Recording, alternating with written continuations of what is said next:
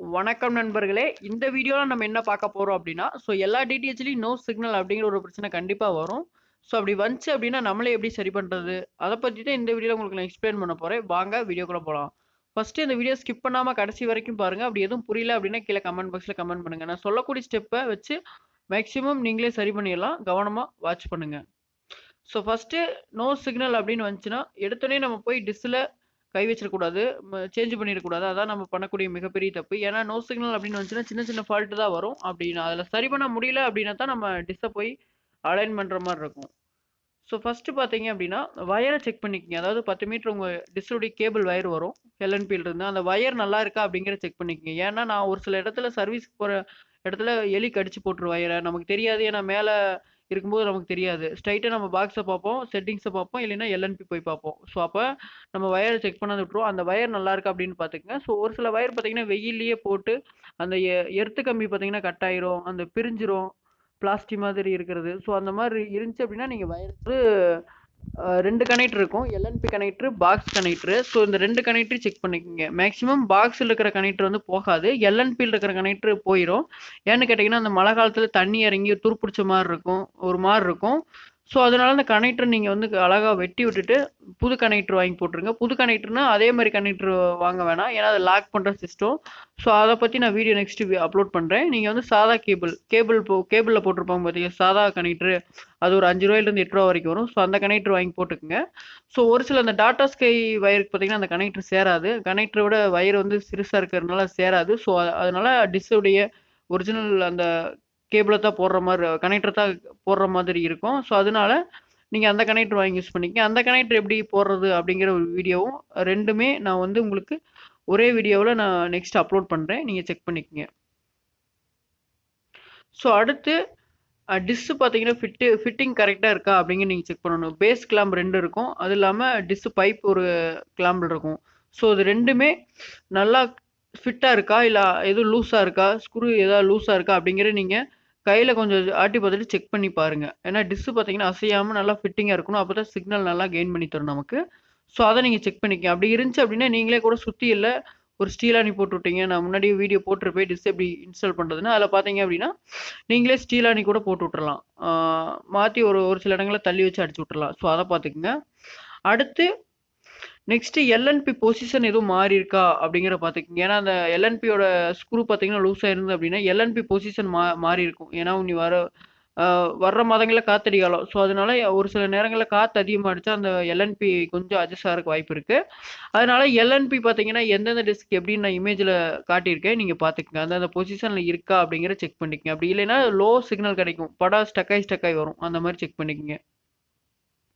அடுத்து எல்என்பி போயிருக்கா இல்லையா? எப்படி செக் பண்றது அப்படின்னா, இத செக் பண்றதுக்கு நமக்கு 2 வழி இருக்கு. ஒண்ணு பார்த்தீங்க அப்படின்னா, உங்க வீடியோல உங்க டிவில படம் ஸ்டக் ஆயி ஓடிட்டு இருக்கும். அப்ப நீங்க செட்டிங்ஸ்ல சிக்னல செக் பண்ணீங்க அப்படின்னா, ஸ்ட்ரென்த் குவாலிட்டின்னு இருக்கும். ஸ்ட்ரென்த் பார்த்தீங்கன்னா எல்என்பி பவர்.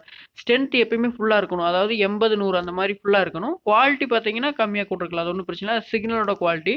ஸ்ட்ரென்த் கம்மியா இருந்துச்சு அப்படின்னா, எல்என்பி போச்சு அப்படின்னு அர்த்தம். இப்படி உங்களால செக் பண்ண முடியல அப்படின்னா, உங்ககிட்ட ஒரு டிடி ஃப்ரீ டிஸ்க் பாக்ஸ் அதாவது மெல்போர்ன், பீட்டல், விசோன் சாலிட் இது போல free to air MPEG 4ஓ, MPEG 2ஓ இந்த பாக்ஸ் இருந்துச்சு அப்படின்னா, நீங்க அந்த எல்என்பி வயர தூக்கி அந்த பாக்ஸ்ல கனெக்ட் பண்ணி பார்த்தீங்க அப்படின்னா, ஸ்ட்ரென்த் குவாலிட்டின்னு இருக்கும். குவாலிட்டில 0 இருக்கும். அது பார்த்தீங்கன்னா சிக்னல் அது நமக்கு தேவையில்ல.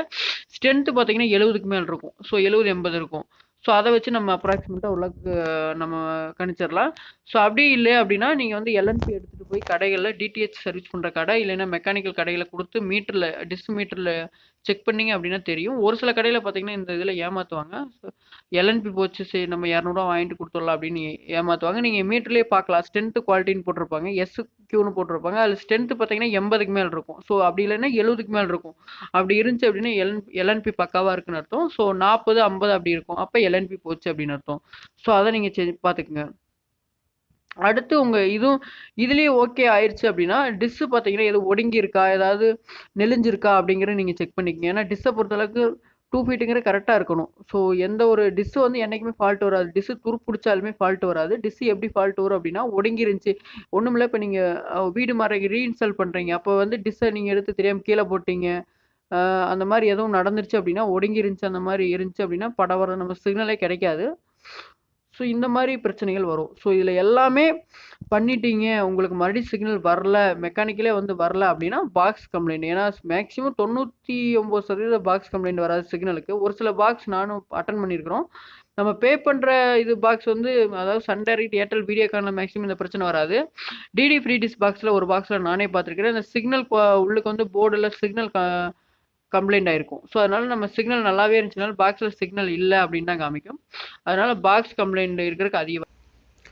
ஸோ நெக்ஸ்ட்டு பார்த்தீங்கன்னா லாஸ்ட்டாக ஒரு மெத்தட் இருக்குது. ஸோ இது எல்லாம் பண்ணி முடிச்சதுக்கப்புறம் தான் இந்த மெத்தடே நீங்கள் யூஸ் பண்ணணும். அதாவது இப்போ தான் நீங்கள் போய் டிஸ்ஸில் கை வைக்கணும். ஸோ அதில் பார்த்தீங்கன்னா 10-11 ஸ்பேனர் யூஸ் பண்ணிக்கங்க. இதில் ஒரு 4 போல்ட் இருக்கும். அதாவது மேலே கீழே அப் அண்ட் டவுன் அட்ஜஸ்ட் பண்ணுறது, அடுத்து ரைட் டு லெஃப்ட்டு. ஸோ இந்த 4 ஸ்க்ரூவையுமே லைட்டாக லூஸ் பண்ணிவிட்டு 0.5 mm மட்டும் மேலேயும் கீழே அட்ஜஸ்ட் பண்ணுங்கள். அதாவது அப் அண்ட் டவுன் மேலேயும் கீழே அட்ஜஸ்ட் பண்ணுங்கள். அப்படி இல்லை அப்படின்னா ரைட் டு லெஃப்ட்டு அட்ஜஸ்ட் பண்ணுங்கள். ஸோ இதில் உங்களுக்கு கண்டிப்பாக சிக்னல் வந்துடும். ஸோ இதெல்லாம் இல்லாமல் முன்னாடி சொன்ன மெத்தட்லேயே உங்களுக்கு வர்றதுக்கு அதிகமான சான்சஸ் இருக்குது. ஸோ அதில் எல்லாம் வரல அப்படின்னா இந்த டிஷ்ஷில் பார்த்தீங்கன்னா லைட்டாக சேக் இருக்கும். ஸோ அதனால உங்களுக்கு கம்ப்ளைண்ட் வரும். ஸோ அவ்வளோதான் நண்பர்களே. இந்த மாதிரி நீங்கள் பொறுமையாக பண்ணீங்க அப்படின்னா 100% சிக்னலை நீங்களே ரிசீவ் பண்ணிடலாம். ஸோ உங்களால் டெக்னீஷியனை எதுக்கும் கூப்பிட தேவையில்லை. ஸோ இதில் எல்லாம் முடியல அப்படின்னா நீங்கள் தாராளமாக டெக்னீஷியனை கூப்பிட்ருங்க பக்கத்தில். அப்படி இல்லை அப்படின்னா நீங்கள் எங்களுடைய வாட்ஸ்அப் நம்பர் கீழே டிஸ்கிரிப்ஷனில் கொடுத்துருக்குறேன். வேறு எதுவும் டவுட்னா நீங்கள் கான்டாக்ட் பண்ணி கேளுங்க. ஓகேங்களா நண்பர்களே? இந்த வீடியோ பிடிச்சிருந்தது அப்படின்னா ஒரு லைக் பண்ணுங்கள். வேறு எதுவும் டவுட் இருந்துச்சு அப்படின்னா கீழே கமெண்ட் பாக்ஸில் கமெண்ட் பண்ணுங்கள். லைக் பண்ணுங்கள், ஷேர் பண்ணுங்கள், சப்ஸ்கிரைப் பண்ணிக்கங்க. நன்றி நண்பர்களே.